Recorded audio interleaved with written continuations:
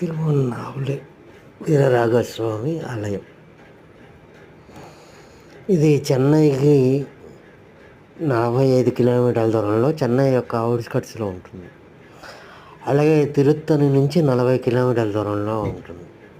అంటే చెన్నైకి తిరుత్తనికి మధ్యలో ఈ వీరరాఘవస్వామి వారి దేవాలయం ఉన్నది. ఇందులో వీరరాఘవస్వామి ఒక ఆయన, ఇంకొక ఆయన ఆరోగ్యాన్ని ఇచ్చే దేవుడు.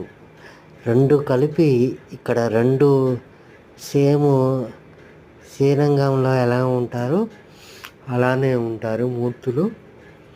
అలాగే మూర్తి చాలా దగ్గరగా చూసే అవకాశం ఇక్కడ ఉన్నది. ఇక్కడ స్వామివారికి ప్రతి అమావాస్య, శని, ఆదివారాల్లో జనం బాగా ఎక్కువ వస్తారట.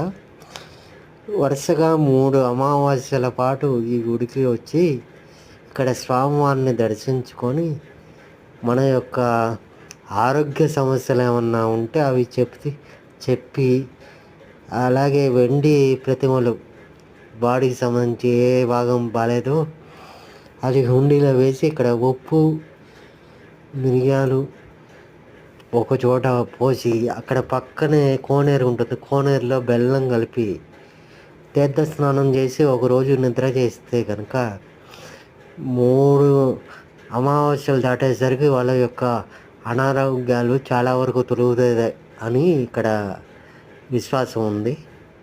నేను